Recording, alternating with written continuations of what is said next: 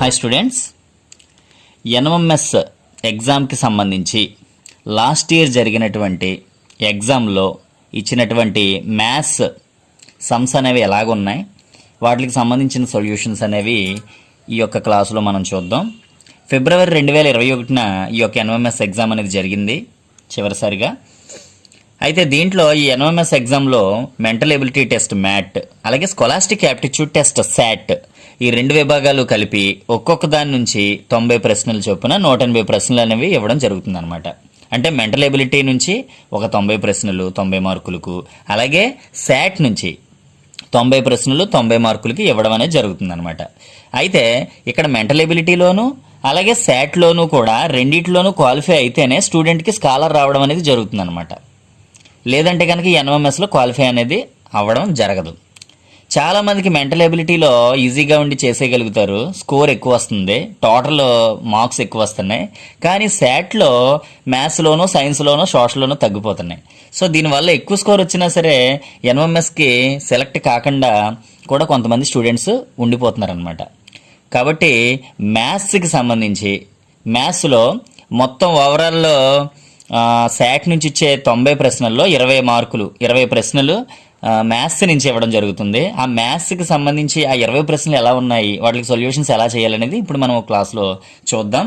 దానికంటే ముందు శాట్కి సంబంధించి ఏ విభాగం నుంచి ఎన్ని క్వశ్చన్స్ వస్తున్నాయి అనేది ఒకసారి మనం చూసినట్లయితే ఇక్కడ ఫిజిక్స్ నుంచి 12 మార్కులు, కెమిస్ట్రీ నుంచి 11 మార్కులు, అలాగే బయాలజీ నుంచి 12 మార్కులు. అంటే మొత్తం ఈ 3 విభాగాలు కలిపి 35 మార్క్స్కు 35 క్వశ్చన్స్ అనేవి ఇవ్వడం జరుగుతుంది అనమాట. అలాగే మ్యాథ్స్ నుంచి 20 మార్క్స్ 20 క్వశ్చన్స్ ఇవ్వడం జరుగుతుంది. అలాగే హిస్టరీ నుంచి 10 మార్క్స్, జాగ్రఫీ నుంచి 10 మార్క్స్, పొలిటికల్ సైన్స్ నుంచి 10 మార్క్స్, ఎకనామిక్స్ నుంచి 5 మార్క్స్. ఈ 4 విభాగాలు కలిపి సోషల్ స్టడీస్ నుంచి 35 మార్క్స్ ఇవ్వడం జరుగుతుంది. అంటే ఫిజిక్స్, కెమిస్ట్రీ, బయాలజీ 3 విభాగాలు కలిపి సైన్స్ నుంచి 35 marks, history, geography, polity, economy 4 విభాగాలు కలిపి సోషల్ నుంచి 35 మార్క్స్, ఒక మ్యాథ్స్ ఒకదాని నుంచి 20 మార్క్స్. సో మొత్తంగా 90 మార్కులు అనేవి ఈ యొక్క 3 విభాగాలు కలిపి మ్యాథ్స్, సైన్స్, సోషల్ కలిపి ఇవ్వడం అనేది జరుగుతుంది అనమాట. ఈ 90 మార్క్స్లో మినిమం క్వాలిఫై మార్క్స్ అంటే మినిమం 40% నుంచి 50% దాకా మనకి ఆ యొక్క రిజర్వేషన్స్ బట్టి మనకి క్వాలిఫై మార్క్స్ రావాల్సి ఉంటుంది. సో ఇక్కడ మ్యాథ్స్ తప్పించి మిగతా సైన్స్, సోషల్ అనేవి మనం చదువుకుంటే ఆన్సర్ చేయొచ్చు. కానీ మ్యాథ్స్ అనేవి మాత్రం ఖచ్చితంగా ప్రాబ్లమ్స్ అనేవి మనం సొల్యూషన్స్ ప్రాక్టీస్ చేసిన తర్వాత మాత్రమే మనం చేయడానికి అవకాశం ఉంటుంది.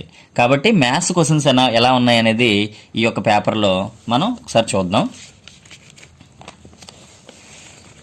ఇదనమాట క్వశ్చన్ పేపరు. సో ఈ క్వశ్చన్ పేపర్లో 126 నుంచి 126 నుంచి 127, 128 అలా మొత్తం మనకి 145 వరకు 126 నుంచి మనకి 145 వరకు మొత్తం 20 క్వశ్చన్స్ మ్యాథ్స్ నుంచి ఇవ్వడం జరిగిందనమాట. ఇప్పుడు 1 by 1 ఈ యొక్క క్వశ్చన్స్ అనేవి మనం ఒకసారి చూద్దాం. ఫస్ట్ క్వశ్చన్ మనం చూసినట్లయితే ఇక్కడ ఒక క్వశ్చన్ అనేది ఇవ్వడం జరిగింది. ప్రకటన అంటే ఒక స్టేట్మెంట్ ఇచ్చారు. ఫస్ట్, ఒక చతుర్భుజంలో 4 కోణాలు x డిగ్రీలు, x + 10 degrees, x + 20 degrees, x + 30 degrees, అయితే x విలువ 75 డిగ్రీలు అని ఒక స్టేట్మెంట్ ఇచ్చారు. కారణం రీజన్, ఒక చతుర్భుజంలో 4 కోణాల మొత్తం 180 డిగ్రీలు. అంటే ఒక ప్రకటన, ఒక కారణం, ఒక స్టేట్మెంట్, ఒక రీజన్ ఇచ్చారనమాట. అయితే ఈ రెండింటికి సంబంధించి సరైన సమాధానాన్ని ఎంచుకోమన్నారనమాట. ఏ, ఆర్ రెండూ సత్యమే, ఆర్ ఏను సమర్థిస్తుంది. ఇది ఫస్ట్ ఆప్షన్ అనమాట. అలాగే సెకండ్ ఆప్షన్ ఏ, ఆర్ రెండూ సత్యమే కానీ ఆర్ ఏను సమర్థించదు. అలాగే థర్డ్ ఆప్షన్ వచ్చేటప్పటికి ఏ సత్యం కానీ ఆర్ అసత్యం. ఫోర్త్ ఆప్షన్ వచ్చేటప్పటికి ఏ అసత్యం కానీ ఆర్ సత్యం. ఇలా 4 ఆప్షన్స్ అనేవి మనకి ఇచ్చారు. అసలు ఈ స్టేట్మెంట్ కరెక్టా కాదా, తర్వాత దానికి సంబంధించిన రీజన్ కరెక్టా కాదా అనేది మనం చూసిన తర్వాత ఏ ఆప్షన్ ఏంటనేది మనం చూస్ చేసుకుందాం అనమాట. ఇప్పుడు ఒకసారి మళ్ళీ క్వశ్చన్ ఒకసారి మనం చూద్దాం. ఇక్కడ స్టేట్మెంట్ ఏంటి అంటే, ఒక చతుర్భుజంలో 4 కోణాలు ఇవ్వడం జరిగింది. అవి డైరెక్ట్గా ఇవ్వకుండా X degrees, X plus 10 degrees, X plus 20 degrees, X plus 30 degrees అని ఇవ్వడం జరిగింది. అయితే ఎక్స్ విలువ 75 డిగ్రీస్ అనమాట అని ఇచ్చేసారు అక్కడ. తర్వాత ఒక చతుర్భుజంలో 4 కోణాలు మొత్తం 180 డిగ్రీలు. అసలు ఫస్ట్ ఆ ఇచ్చిన ఎక్స్ 75 డిగ్రీస్ అవుతుందా కాదనేది మనం చూద్దాం. జనరల్గా మనకు తెలిసింది ఏంటి అంటే ఒక చతుర్భుజంలో 4 కోణాల మొత్తం, ఒక చతుర్భుజంలో 4 కోణాల మొత్తం 360 డిగ్రీలు. ఒక చతుర్భుజంలో 4 కోణాల మొత్తం 360 డిగ్రీలు అని మనకు తెలుసు. ఓకేనా? అంటే ఇక్కడ స్పష్టంగా రీజన్ అనేది తప్పిచ్చారు. చతుర్భుజంలో 4 కోణాల మొత్తం 180 డిగ్రీలు అని ఇచ్చారు. ఇక్కడ రీజన్ అనేది రాంగ్ అని మనకు అర్థమైపోతుంది ఆల్రెడీ. ఇప్పుడు పైది కరెక్టే కాదో చూద్దాం. ఫస్ట్ చతుర్భుజంలో 4 కోణాలు మొత్తం 360 డిగ్రీలు మనకు తెలుసు కాబట్టి అక్కడ ఇచ్చినవన్నీ ఆ 4 కోణాలని కలిపేసుకుని 360కి సమానం చేసుకుందాం. First angle X, next second angle X plus 10, అలాగే third angle X plus 20 and fourth angle X plus 30. వీటిలన్నిటిని కలిపితే 360 డిగ్రీస్ రావాలి. ఓకే, ఇప్పుడు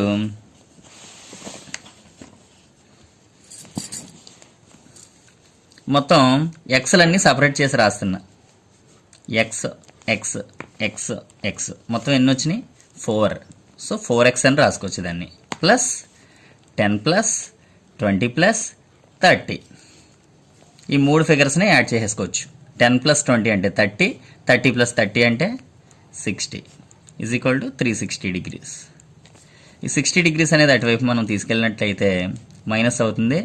360 minus 60, so 4x is equal to 300. మనకి x కావాలంటే కనుక 300/4. మనం 4 టేబుల్ కనుక క్యాన్సిల్ చేసినట్లయితే 7 4s are 28, 2 20, 5 4s are 20. So 7 4 28, ఇంకా 2 ఉంది 20, 5 4 20. సో 75 డిగ్రీస్ వచ్చింది. x is equal to 75. అంటే వాడిచ్చిన ప్రకటన ఏదైతే ఉందో x విలువ 75 అని ఇచ్చాడు, అది రైట్. కానీ వాడిచ్చిన రీజన్ ఒక చతుర్భుజంలో 4 కోణాల మొత్తం 360 డిగ్రీలను ఇవ్వకుండా 180 డిగ్రీలను ఇచ్చాడు కాబట్టి అది రాంగ్. సో ఒకటి రైట్ అయింది, ఒకటి రాంగ్ అయింది. ఇప్పుడు ఇందులో ఏదో ఆన్సర్ కరెక్ట్ అనేది మనం ఒకసారి చూద్దాం. ఏ ఆర్ రెండు సత్యమే మరియు ఆర్ ఏను సమర్థిస్తుంది అన్నాడు. ఇది రాంగ్. ఎందుకంటే ఇక్కడ ఏ ఆర్ రెండు కూడా సత్యం కాదు. ఒకటేమో సత్యం, రెండోది అసత్యం. ఇది కాదు. నెక్స్ట్ ఏ మరియు ఆర్ రెండు సత్యమే కానీ ఆర్ ఏను సమర్థించదు అన్నాడు. మళ్ళీ ఇక్కడ కూడా రెండు సత్యం అన్నాడు కాబట్టి ఇది కూడా ఆన్సర్ కాదు. ఏ సత్యం కానీ ఆర్ అసత్యం. ఇది మనకి కావాల్సినటువంటి ఆన్సర్ అనమాట. ఏ సత్యం అలాగే ఆర్ అసత్యం. ఎందుకంటే మనకి 75 డిగ్రీస్ అనేది మనం చేస్తే వచ్చింది కదా, సో ఏ సత్యమే. కానీ ఇక్కడ చతుర్భుజంలో 4 కోణాలు మొత్తం 360 డిగ్రీలు ఇవ్వకుండా 180 ఇచ్చాడు కాబట్టి ఆర్ అనేది అసత్యం. సో మనకి ఇప్పుడు ఈ ఫస్ట్ క్వశ్చన్ అంటే ఇక్కడ 126th దీంట్లో సీరియల్లో మనం చేసే దాంట్లో ఫస్ట్ క్వశ్చన్ అంటే మ్యాథ్స్లో ఫస్ట్ క్వశ్చన్ అనమాట. దీనికి సంబంధించిన ఆన్సర్ 3 అనమాట. ఏ సత్యం అండ్ ఆర్ అసత్యం అనమాట. Okay okay next second question చూద్దాం. సెకండ్ క్వశ్చన్ ఏంటి అంటే ట్రయాంగిల్ ఏబిసి మరియు ట్రయాంగిల్ బిపిఈలు రెండు సమబాహు త్రిభుజాలు. ఏబిబిసి భుజాల మధ్య బిందువులు వరుసగా పిఈ అయితే ట్రయాంగిల్ బిపిఈ మరియు ట్రయాంగిల్ ఏబిసి త్రిభుజ వైశాల్యాల నిష్పత్తి ఎంత? ఓకే, దీన్ని మళ్ళీ క్లియర్ కట్గా ఒకసారి మనం రాసుకుని మనం చూద్దాం ఈ సమ్మను ఒకసారి. ఓకే, ట్రయాంగిల్ ఏబిసి మరియు ట్రయాంగిల్ బిపిఈ అనే రెండు త్రిభుజాలు ఇవ్వడం జరిగింది. ఆ రెండు కూడా సమబాహు త్రిభుజాలు అనమాట.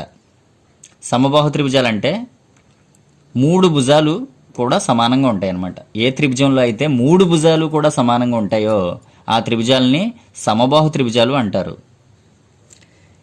అలాంటి రెండు సమబాహు త్రిభుజాలు ఇవ్వడం జరిగింది. ఒకటి ట్రయాంగిల్ ఏబిసి మరియు రెండోది ట్రయాంగిల్ బిపిఈ. ఓకే, అలాగే ఏబిబిసి భుజాల యొక్క మధ్య బిందువులు వరుసగా పిఈ అని ఇచ్చారు. అయితే ట్రయాంగిల్ బిపిఈ అలాగే ట్రయాంగిల్ ఏబిసి ఈ త్రిభుజాల వైశాల్యాల నిష్పత్తి ఎంత అని అడగడం జరిగింది. మనం ఫస్ట్ ఇలాంటి సమ్స్ ఇచ్చినప్పుడు ట్రయాంగిల్స్ అనేవి మనం డ్రా చేసుకోవాలి. ఫస్ట్ మనం త్రిభుజం అనేది గీద్దాం. ఫస్ట్ ఏబిసి అనే ఒక త్రిభుజం గీసాం. ఏ బి సి, ఏబిసి అనే త్రిభుజం గీసాం. ఇది సమబాహు త్రిభుజం, అంటే 3 భుజాలు కూడా సమానంగా ఉంటాయి అన్నమాట. ఓకే, అయితే ఇక్కడ ఏబి అనే భుజం అలాగే బీసీ అనే భుజాల యొక్క మధ్య బిందువులు ఇవ్వడం జరిగింది. ఏబి అనే భుజం యొక్క మధ్య బిందువు పి, అలాగే బీసీ అనే భుజం యొక్క మధ్య బిందువు ఈ అని ఇచ్చారనమాట. వరుసగా ఇచ్చారు కదా. సో ఏబి భుజం యొక్క మధ్య బిందువు పి, బీసీ అనే భుజం యొక్క మధ్య బిందువు ఈ అన్నమాట. ఓకే, అంటే మధ్య బిందువు అయింది అంటే ఇక్కడ ఏ నుంచి పీకి ఎంత డిస్టెన్స్ అయితే ఉంటుందో పి నుంచి బీకి కూడా అంత డిస్టెన్స్ ఉంటుంది. అలాగే బి నుంచి ఈకి ఎంత డిస్టెన్స్ ఉంటుందో ఈ నుంచి సికి కూడా అంతే డిస్టెన్స్ ఉంటుంది. ఓకే, అంటే ఈ 2 భుజాల యొక్క మధ్య బిందువులు మనకి ఇవ్వడం జరిగింది. ఇప్పుడు ఇక్కడ ట్రయాంగిల్ బీపీఈ మరియు ట్రయాంగిల్ ఏబీసీ త్రిభుజ వైశాల్యాల నిష్పత్తి అడిగాడు. ట్రయాంగిల్ ఏబీసీ అంటే పెద్ద త్రిభుజం, మనకి ఎలాగ అర్థమవుతుంది. ఇప్పుడు బీపీఈ అనే త్రిభుజం అడుగుతున్నాడు అంటే మనం ఇంకొక త్రిభుజం అనేది ఇక్కడ మనం గీసుకోవాలన్నమాట. బిపిఈ అంటే ఈ రెండింటిని కలుపుకుంటూ మనం ఒక త్రిభుజం అనేది ఒక లైన్ గీస్తే కనుక ఇక్కడ ఒక త్రిభుజం అనేది ఏర్పడింది. బిపిఈ, ఏబిసి త్రిభుజం అలాగే బిపిఈ త్రిభుజం, 2 త్రిభుజాలు అనమాట. ఇది పెద్ద త్రిభుజం ఏబిసి త్రిభుజం, చిన్న త్రిభుజం బిపిఈ త్రిభుజం అనమాట. ఓకే, అయితే ఇక్కడ మనకి లెక్కలో ఏబిసి త్రిభుజంతో పాటు బిపిఈ త్రిభుజం కూడా సమబాహు త్రిభుజం అని ఇచ్చారు ఇక్కడ. ఓకే, అంటే ఈ 3 భుజాలు కూడా ఇక్కడ సమానంగా ఉంటాయి. ఈ భుజం ఈ భుజం ఈ భుజం ఈ 3 భుజాలు కూడా సమానంగా ఉంటాయి అన్నమాట. ఓకేనా, అయితే ఇక్కడ మనం తెలుసుకోవాల్సింది ఏంటి అంటే సమబాహు త్రిభుజ వైశాల్యం, దానికి సూత్రం అనేది మనం తెలుసుకోవాలన్నమాట. సమబాహు త్రిభుజ వైశాల్యం, సమబాహు త్రిభుజ వైశాల్యానికి సూత్రం ఈజ్ ఈక్వల్ టు √3/4a². సమబాహు త్రిభుజ వైశాల్యానికి సూత్రం √3/4a² అనమాట. ఇక్కడ పెద్దదే ఒక సమబాహు త్రిభుజం, అలాగే చిన్నదే ఒక సమబాహు త్రిభుజం అనమాట. ఇప్పుడు ఈ 2 త్రిభుజాల యొక్క వైశాల్యాల నిష్పత్తి మనం కట్టాలి. నిష్పత్తి కట్టాలంటే ఫస్ట్ అలా త్రిభుజ వైశాల్యం మనకు తెలియాలి కదా, √3/4a² అనమాట. ఓకే, ఇప్పుడు సమ్ ఏబి డిస్టెన్స్ని మనం ఎక్స్ అనుకున్నాం. ఈ యొక్క డిస్టెన్స్ ఎక్స్ అనుకున్నాం. ఇది కూడా ఎక్స్ అవుతుంది, అలాగే ఇది కూడా ఎక్స్ అవుతుంది. అంటే 3 భుజాలు కూడా ఎక్స్ అనమాట. ఓకేనా, అంటే ఈ యొక్క ట్రయాంగిల్ ఏబిసి త్రిభుజం యొక్క వైశాల్యం మనం √3/4x² అని రాయొచ్చు. అంటే ఆ భుజంని ఎక్స్ అనుకున్నాం అనమాట మనం. ఓకే, x² అని రాసాం. ఇప్పుడు మనకేం కావాలి, ట్రయాంగిల్ బిపిఈ త్రిభుజ వైశాల్యం కూడా మనం కట్టాలి కదా. సో అది కూడా సమబాహు త్రిభుజమే కాబట్టి దానికి కూడా ఫార్ములా √3/4a² అవుతుంది. కానీ ఇక్కడ చిన్న త్రిభుజానికి భుజం ఎంత అంటే ఇది పి అనేది ఇక్కడ ఈ యొక్క భుజం యొక్క మధ్య బిందువు కాబట్టి ఇక్కడ ఏ నుంచి పీకి ఎంత దూరం అయితే ఉంటుందో బి నుంచి పీకి కూడా అంతే దూరం ఉంటుందని మనం చెప్పుకున్నాం. కాబట్టి ఇక్కడ ఈ మొత్తం దూరంలో సగం ఉంటుందన్నమాట దీని పొడవు. అంటే దీని యొక్క పొడవు x/2 అవుతుందన్నమాట. ఎక్స్లో సగం x/2. అలాగే అది బీపీ, బిఈ యొక్క పొడవు కూడా x/2 అవుతుంది. అలాగే పిఈ యొక్క పొడవు కూడా x/2, ఎందుకంటే సమబాహు త్రిభుజం అంటే 3 భుజాలు సమానం అనమాట. ఓకేనా, ఇప్పుడు దీని యొక్క వైశాల్యం మనం కట్టాలి అన్నప్పుడు ఇక్కడ ఏ బదులు భుజం ప్లేస్లో x² బదులు x/2² అనేది రాసుకోవాలి. ఇక్కడ చిన్న త్రిభుజం కాబట్టి ఇక్కడ, ఎందుకంటే అక్కడ మొత్తం భుజం పొడవులో ఈ యొక్క పొడవు అనేది సగమే కాబట్టి. ఓకే, ఇప్పుడు దీన్ని మనం ఎలా రాసుకుంటామంటే √3/4 x²/2² అనమాట.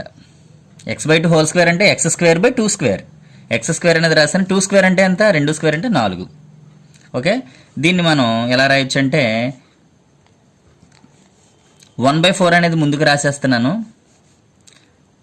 √3/4x². 1/4 అనే దాన్ని ముందుకి కామన్ తీసేసాను, అంటే ఈ 4 అనేది ఫ్రంట్కి తీసుకొచ్చాను. 1/4 √3/4x². ఇక్కడ √3/4x² అంటే దేని వైశాల్యం, ట్రయాంగిల్ ఏబిసి పెద్ద త్రిభుజం యొక్క వైశాల్యం. ఇక్కడ రాసుకున్నాం కదా మనం. అంటే ఈ 1/4 అనేది పక్కకి కామన్ తీసేసింది, మామూలుగా మనం 1/4 రాసేసుకున్నాం. ఈ బ్రాకెట్లో ఉన్నది √3/4 అంటే ఏం రాసుకోవచ్చు అక్కడ? ట్రయాంగిల్ ఏబీసీ యొక్క వైశాల్యం అనమాట అది. అంటే ట్రయాంగిల్ బీపీ యొక్క వైశాల్యం మనకు కావాలి అంటే 1/4 ఇంటూ ట్రయాంగిల్ ఏబీసీ యొక్క వైశాల్యం అనమాట. అంటే మనకి ఇక్కడ దీన్ని బట్టి మనకి ఏమర్థమవుతుంది?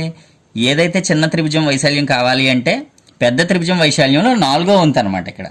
ఓకే, ఇప్పుడు మనం ఈ ట్రయాంగిల్ ఏబీసీ అనేది ఇవతల వైపుకి తీసుకొచ్చామనుకోండి, triangle BPE by triangle ABC is equal to 1/4.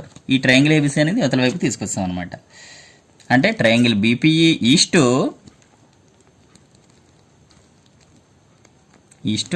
Triangle ABC మనం రాయాలి అని అనుకున్నప్పుడు ఆ యొక్క రేషియో 1:4 అవుతుందన్నమాట. బైలో ఉన్నదాన్ని మనం ఈస్టు కింద కూడా రాయొచ్చు. ఓకేనా? Triangle BPE by triangle ABC అనేది రాసాం కదా, అంటే triangle by BPE is to triangle ABC. అలాగే 1/4ని 1:4 అంటే ఈ రెండు త్రిభుజ వైశాల్యాల యొక్క నిష్పత్తి 1:4గా మనకి అర్థమవుతుంది అనమాట. ఓకే, అంటే ఇప్పుడు ఈ యొక్క ఏదైతే సెకండ్ సమ్ అయితే ఉందో, సో దీనికి సంబంధించిన ఆన్సరు 1:4. ఫోర్త్ ఆప్షన్ అనేది దీనికి సంబంధించిన ఆన్సర్ అవుతుంది అనమాట. ఓకే, ఇప్పుడు ఈ సమ్లో ఈ త్రిభుజ వైశాల్యాల యొక్క నిష్పత్తి ఎలా వచ్చింది అనే దానికి మొత్తం నేను క్లారిఫికేషన్ బై ఫార్ములా ఇదంతా కూడా మీకు నేను సొల్యూషన్ చూపించాను కదా. ఇదంతా మనం ఎగ్జామినేషన్ హాల్లో చేసుకునేంత ఇది ఉండదు, కానీ మీకు అర్థం కావడం కోసం నేను ఇదంతా కూడా ఎక్స్ప్లెయిన్ చేశాను. సింపుల్గా కూడా దీన్ని మనం ఐడెంటిఫై చేయొచ్చు. ఎలాగ అంటే ఈ యొక్క పెద్ద త్రిభుజం గీస్తున్నాను నేను. ఫస్ట్ ఏబిసి, ఏబి యొక్క మధ్య బిందువు పి, అలాగే బీసీ యొక్క మధ్య బిందువు ఈ. ఈ రెండింటిని మనం కలుపుకుంటే ఇక్కడ మళ్ళీ మనకి బీపీఏ అనే త్రిభుజం ఏర్పడింది. అలాగే ఏసీ యొక్క మధ్య బిందువు కూడా ఒకటి ఉందనుకుందాం. అప్పుడు ఈ రెండింటిని కూడా ఇలా కలుపుదాం, ఇక్కడ లోపల ఇంకో త్రిభుజం అనేది మనకు ఏర్పడింది. ఓకే, ఇప్పుడు మొత్తం మనకి 1 2 3 4 4 త్రిభుజాలు అనేవి ఈ పెద్ద త్రిభుజంలో 4 త్రిభుజాలు కనిపిస్తున్నాయి. ఓకే, ఈ 4 త్రిభుజాల యొక్క వైశాల్యాలు కూడా సమానంగా ఉన్నట్లుగా మనకు అనిపిస్తుంది. అంటే ఒక సంబోహ త్రిభుజం తీసుకున్నప్పుడు వాటి యొక్క మధ్య బిందువులను కలుపుతూ కనుక మనం త్రిభుజాలను గీస్తే మధ్యలో మొత్తం 4 కూడా సమానమైనటువంటి త్రిభుజాలు ఏర్పడతాయి అన్నమాట. ఓకేనా? ఇప్పుడు ఈ యొక్క వైశాల్యం ఎంతైతే ఉంటుందో ఈ త్రిభుజ వైశాల్యం 4వ వంతు ఉంటుంది. సో దాని యొక్క రేషియో అనేది 1:4 అనమాట. సో డైరెక్ట్గా మనం ఐడెంటిఫై చేయొచ్చు అది ఆన్సర్ని. కానీ అది యాజ్ ఫార్ములా మనం చూడాలి అంటే ఈ యొక్క ప్రొసీజర్ ప్రకారం మనం చేసి దీన్ని ఇలా ప్రూవ్ చేయొచ్చు అనమాట. ఓకే, సింపుల్గా కూడా మనం ఈ యొక్క పెద్ద త్రిభుజంలో ఇలాంటి చిన్న త్రిభుజాలు 4 త్రిభుజాలు ఉన్నాయి. 4 త్రిభుజాలు కూడా సర్వసమానంగా ఉంటాయి అన్నమాట. ఎందుకంటే ఇది సమబాహు త్రిభుజం కాబట్టి, అది కూడా సమబాహు త్రిభుజం మధ్య బిందువులను మనం ఆధారంగా తీసుకుని గీసాం కాబట్టి. ఓకే, అప్పుడు ఆటోమేటిక్గా ఈ చిన్న త్రిభుజం యొక్క వైశాల్యం ఈ పెద్ద త్రిభుజం యొక్క వైశాల్యంలో 1/4 ఉంటుందన్నమాట, 4వ వంతు ఉంటుందన్నమాట. ఓకే, ఇప్పుడు నెక్స్ట్ క్వశ్చన్ చూద్దాం. ఓకే, ఇప్పుడు థర్డ్ సమ్ అనేది చూద్దాం. ఆర్ఎస్టియు అనే ఒక దీర్ఘచతురస్రంలో కర్ణాలు ఓ వద్ద ఖండించుకుంటున్నాయి. OR is equal to 5x+1 మరియు OU is equal to 2x+4. అయితే ఎక్స్ విలువ ఎంత? ఓకే, ప్రాబ్లం మళ్ళీ ఇంకోసారి చూద్దాము. ఆర్ఎస్టియు అనే ఒక దీర్ఘచతురస్రం ఉంది, దాంట్లో కర్ణాలు ఓ వద్ద ఖండించుకుంటున్నాయి. OR is equal to 5x+1 మరియు OU is equal to 2x+4. అయితే ఎక్స్ విలువ ఎంత? ఫస్ట్ దీర్ఘచతురస్రం అనేది మనం గీద్దాం. దీర్ఘచతురస్రం అంటే ఈ రకంగా మనం ఎదురెదురు భుజాలు సమానంగా ఉంటాయి. అంటే ఈ 2 భుజాలు సమానంగా ఉంటాయి, అలాగే ఈ 2 భుజాలు సమానంగా ఉంటాయి అన్నమాట. ఓకేనా? అయితే వీటి యొక్క ఈ దీర్ఘచతురస్రం పేరు ఆర్ఎస్టియు. దీని యొక్క కర్ణాలు కూడా గీద్దాం.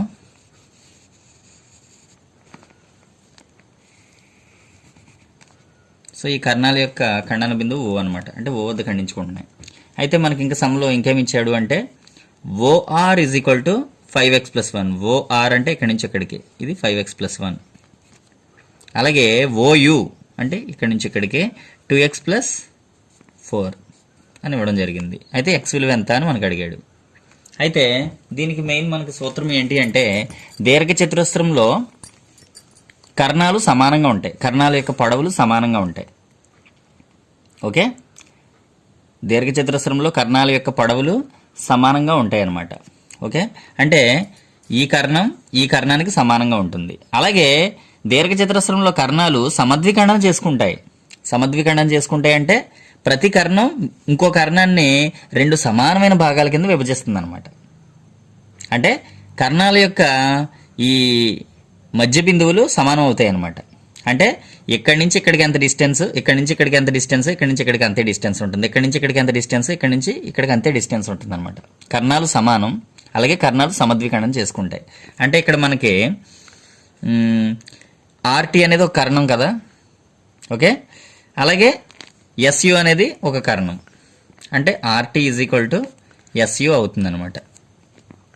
ఓకే, అలాగే ఈ కర్ణాలు మధ్య బిందువు దగ్గర మనకి కరెక్ట్గా మధ్య బిందువు దగ్గర ఖండించుకుంటున్నాయి కాబట్టి సమద్విఖండన చేసుకుంటున్నాయి కాబట్టి ఇప్పుడు ఆటోమేటిక్గా మనకి ఏమవ్వాలి, ఈ కర్ణంలో సగం పొడవు, ఈ ఆర్టీ కర్ణంలో సగం పొడవు ఏమవుతుంది, ఓఆర్ అవుతుంది అనమాట. ఓకే, అలాగే ఎస్యులో సగం పొడవు ఓయు అవుతుంది అనమాట.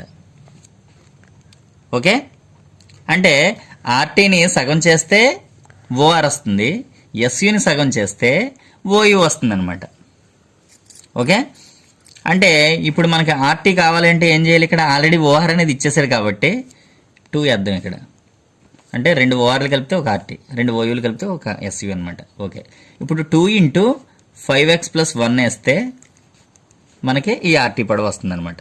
ఓకే, ఇక్కడి నుంచి ఇక్కడికి 5x + 1, ఇది కూడా 5x + 1 అవుతుంది కదా. అప్పుడు 2 × 5x + 1 అనమాట. దీన్ని డబల్ చేసాం. అలాగే ఓయు ఎంత మనకి 2x + 4 కదా, 2 × 2x + 4 వేసాం. అంటే ఇక్కడి నుంచి ఇక్కడికి 2x + 4, ఇక్కడి నుంచి ఇక్కడికి కూడా 2x + 4 అనమాట. ఇప్పుడు ఈ రెండు కర్ణాల పొడవులు అనమాట అవి. ఈ రెండు కర్ణాల పొడవులు సమానం కాబట్టి ఇప్పుడు ఈ రెండింటిని సమానం చేసాం. ఎందుకంటే దీర్ఘచతురస్రంలో కర్ణాలు సమానం, అది మనకు సూత్రం అనమాట. ఓకే, ఈ 2ను క్యాన్సిల్ చేసేయచ్చు డైరెక్ట్. ఓకే, అంటే 5x + 1 = 2x + 4.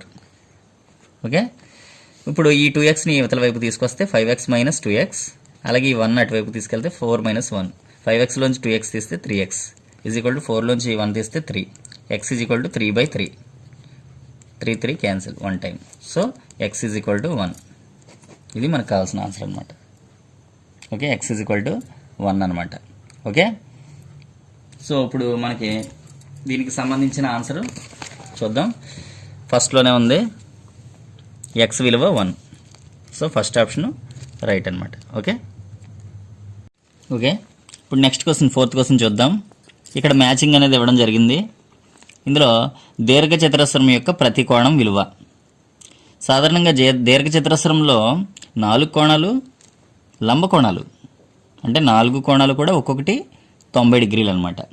సో ఈ యొక్క ప్రతి కోణం విలువ 90 డిగ్రీలు. అంటే దీనికి ఎస్ అనేది రైట్ ఆన్సర్. నెక్స్ట్, సమాంతర చతుర్భుజంలో ఎదురెదురు కోణాలు. సమాంతర చతుర్భుజం అంటే దాంట్లో ఎదురెదురు భుజాలు సమానంగా ఉంటాయి, సమాంతరంగా ఉంటాయి. అలాగే ఎదురెదురు కోణాలు కూడా సమానంగా ఉంటాయి అన్నమాట. ఓకేనా, అంటే సమాంతర చతుర్భుజంలో ఎదురెదురు కోణాలు సమానం. సో రెండో దానికి పి అనేది ఆన్సర్ అవుతుంది. అలాగే ఒక చతుర్భుజంలో కోణాలు మొత్తం ఆల్రెడీ మనం చెప్పుకున్నాం, చతుర్భుజంలో కోణాలు మొత్తం 360 డిగ్రీలు. సో దీనికి క్యూ అనేది ఆన్సర్ అవుతుంది. అలాగే చతురస్ర భుజం 25 సెంటీమీటర్లు అయితే దాని చుట్టుకొలత, చతురస్ర భుజం ఏ అయితే దాని యొక్క చుట్టుకొలత 4a అవుతుంది. 4 ఇంటూ భుజం అనమాట. ఓకే, 4 × 25, 4 × 25 100 సెంటీమీటర్లు అవుతుంది. సో దీనికి ఆన్సర్ 6 అవుతుంది అనమాట. సో మ్యాచింగ్ మనకి ఏం రావాలంటే ఫస్ట్ దానికి ఎస్, సెకండ్ దానికి పి, థర్డ్ దానికి క్యూ, ఫోర్త్ దానికి R. S, P, Q, R. S, P, Q, R. First దానికి ఎస్, సెకండ్ దానికి పి, థర్డ్ దానికి క్యూ, ఫోర్త్ దానికి ఆర్. సో 4th ఆప్షన్ అనేది మనకి ఈ క్వశ్చన్కి సంబంధించిన ఆన్సర్ అవుతుంది అనమాట. ఓకే, నెక్స్ట్ ఈ 5th క్వశ్చన్ అనేది చూద్దాం. ప్రక్క పటం నుండి ఏబి విలువలను వరుసగా కనుగొనుము. ఇక్కడ ఒక త్రిభుజం అనేది ఇవ్వడం జరిగింది. ఇందులో 2 భుజాలని ఎక్స్టెండ్ చేయడం జరిగింది. ఇక్కడ ఈ బయట ఏదైతే కోణం ఉందో బాహ్య కోణం ఇది ఏ, అలాగే ఇక్కడ అంతరంగా ఉన్న కోణం బి. ఈ ఏ వాల్యూ బి వాల్యూ మనం కనుక్కోవాలన్నమాట. ఓకేనా? ఈ క్వశ్చన్ మళ్ళీ ఇంకోసారి చూద్దాం. ప్రక్క పటం నుండి ఏబి విలువలను వరుసగా కనుగొనుము. ఇది క్వశ్చన్. ఇక్కడ ఈ యొక్క డయాగ్రామ్ అనేది నేను డ్రా చేశాను. ఇక్కడ ఏబిసి అనే ఒక ట్రయాంగిల్ ఇవ్వడం జరిగింది. అయితే ఏసీ భుజాన్ని అలాగే ఏబి భుజాన్ని పొడిగించడం జరిగింది. ఇక్కడ మనకి స్మాల్ ఏ అంటే బయట ఉన్న కోణం అనమాట, బాహ్య కోణం. అలాగే స్మాల్ బి లోపల ఉన్న కోణం, అంతర్కోణం. ఈ రెండు వాల్యూలు మనం కనుక్కోవాలన్నమాట, small A small B. Okay, ఇప్పుడు మనకి ఎప్పుడైనా సరే త్రిభుజంలో 3 కోణాలు మొత్తం angle A plus angle B plus angle C. త్రిభుజంలో 3 కోణాలు మొత్తం 180 డిగ్రీలు. త్రిభుజంలో 3 కోణాలు మొత్తం 180 డిగ్రీలు. అలాగే చతుర్భుజంలో 4 కోణాలు మొత్తం 360 డిగ్రీలు. ఓకే, ఇక్కడ త్రిభుజంలో 3 కోణాలు మొత్తం 180 డిగ్రీలు. అది మనం గుర్తుపెట్టుకోవాలి, ఇందులో ప్రధానంగా గుర్తుపెట్టుకోవాల్సింది. తర్వాత రేఖీయ జత లేదా రేఖీయ ద్వయం అంటే ఒక సరళ రేఖ మీద 2 కోణాలు మనం తీసుకుంటే 2 కోణాలని కూడితే 180 డిగ్రీలు రావాలి. ఈ 2 కోణాలు మొత్తం 180 డిగ్రీలు రావాలన్నమాట. దీన్నే రేఖీయ ద్వయం లేదా రేఖీయ జత, లీనియర్ పెయిర్ అంటారు. అంటే ఫర్ ఎగ్జాంపుల్ ఈ యొక్క కోణం అనేది ఒక 50 డిగ్రీలు ఉందనుకుందాం, యువతల వైపు ఇది 130 డిగ్రీలు రావాలన్నమాట. అప్పుడు ఈ 2 కలిపితే 180కి సమానం అవుద్ది. దాన్నే రేఖీయ జత అంటారు. సో ఇక్కడ మనం చూడండి, ఇది ఈ యొక్క బుక్ని నేను ఇలా తిప్పుతున్నాను. ఇది సరళ రేఖ. ఓకే, ఇక్కడ ఈ ఏర్పడే కోణం రేఖీ జత అవుతుందన్నమాట. అంటే ఈ మొత్తం కోణం 180 డిగ్రీలకి సమానం అవ్వాలి. మనకు ఆల్రెడీ యువతల వైపుది 70 అని తెలుసు. యువతల వైపు స్మాల్ బికి 70 కలిపితే మనకి ఎంత రావాలి? 180 రావాలన్నమాట. అంటే ఇది 110 అని మనకు అర్థమైపోతుంది. 110కి 70 కలిపితే 180, అంటే స్మాల్ బి వచ్చేసింది ఆల్రెడీ ఇక్కడ 110. ఓకే, అంటే రేఖీయ జత, రేఖీయ జత ఈజ్ ఈక్వల్ టు 180 డిగ్రీలు. త్రిభుజంలో 3 కోణాలు మొత్తం 180 డిగ్రీలు, రేఖీ జత కూడా మొత్తం 180 డిగ్రీలు అనమాట. అంటే స్మాల్ బి ప్లస్ 70 డిగ్రీలు, స్మాల్ బి 70 డిగ్రీలు కలిపితే ఎంత అవ్వాలి? 180 డిగ్రీలు రేఖీ జత అవ్వాలి.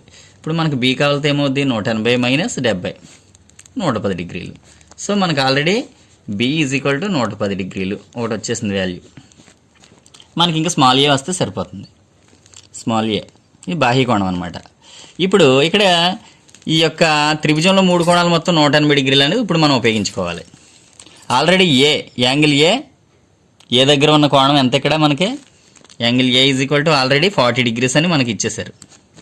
ఇప్పుడు యాంగిల్ బి మనం కట్టాం కదా, ఎంత? 110 డిగ్రీలు. మనకి ఇప్పుడు ఆటోమేటిక్గా ఏమొస్తుంది? యాంగిల్ సి మనం కట్టేయచ్చు కదా, ఎందుకంటే త్రిభుజంలో 3 కోణాలు మొత్తం 180 డిగ్రీలు. సో ఈ 3 కోణాలు కలిపితే 180 డిగ్రీలు. మనకి సి తెలియదు ఇక్కడ. ఓకే, సి కడదాం ఇప్పుడు. సో యాంగిల్ ఏ అంటే 40 డిగ్రీలు ప్లస్ యాంగిల్ బి అంటే 110 డిగ్రీలు ప్లస్ సి మనకు తెలియదు ఈజ్ ఈక్వల్ టు 180 డిగ్రీలు అవ్వాలి 3 కోణాలు కలిపితే. 40కి 110 కలిపితే 150 డిగ్రీలు plus angle C is equal to 180 డిగ్రీలు. ఇప్పుడు సి కావాలంటే ఏమవుద్ది? 180 minus 150, C is equal to 30 డిగ్రీలు. సి ఎంత వచ్చింది? 30 డిగ్రీలు. సి అంటే ఇక్కడ లోపల కోణం, ఇది 30 డిగ్రీలు అనమాట. ఇది వచ్చింది మనకి. కానీ ఇక్కడ స్మాల్ ఏ అంటే ఏంటి? లోపల కోణం కాదు, బాహ్య కోణం, బయట ఉన్న కోణం మనకు కావాలి. ఓకేనా? ఇక్కడ కూడా మళ్ళీ దీన్ని ఇలా చూస్తే రేఖీ జత, మళ్ళీ ఈ 2 కోణాలు కలిపితే మళ్ళీ 180కి సమానం అవ్వాలి అక్కడ. ఓకే, ఇప్పుడు లోపల ఉన్న కోణాన్ని మనం కనుక్కున్నాం. 2 కోణాలు కలిపితే ఎంత అవ్వాలి? 180కి సమానం అవ్వాలి. అంటే ఇది 30 అయిపోయింది కాబట్టి ఈ బయట కోణం ఎంత అవ్వాలి? ఆటోమేటిక్గా 150 డిగ్రీలు అవ్వాలి. 150 అయితే 150 ప్లస్ 30 అప్పుడు ఎంత అవుతుంది? ఆటోమేటిక్గా 180 అవుతుంది అనమాట. అంటే మళ్ళీ ఇక్కడ రేఖీ జత అనమాట. రేఖీయ జత ఈజ్ ఈక్వల్ టు 180. రేఖీ జత అంటే ఏ ప్లస్ 30 ఈజ్ ఈక్వల్ టు 180. ఏ కావాలంటే ఏమవుద్ది? 180 మైనస్ 30, 150 డిగ్రీలు. సో ఏ కూడా వచ్చేసింది కదా, ఏ ఈజ్ ఈక్వల్ టు 150 డిగ్రీలు. ఓకే, బి ఆల్రెడీ మనకు 110 డిగ్రీలు వచ్చేసింది, ఏ 150 డిగ్రీలు వచ్చేసింది. So therefore A is equal to 150 డిగ్రీలు and B is equal to 110 డిగ్రీలు మనకు కావాల్సిన ఆన్సర్ అనమాట. అంటే ఇప్పుడు మనకి ఇక్కడ ఆప్షన్స్లో చూద్దాం. ఏ 150 డిగ్రీలు, బి 110 డిగ్రీలు. అంటే ఆప్షన్ 4 అనేది మనకి కావాల్సినటువంటి రైట్ ఆన్సర్ అవుతుంది అనమాట. ఆప్షన్ 4 150 డిగ్రీలు 110 డిగ్రీలు. Okay, thank you.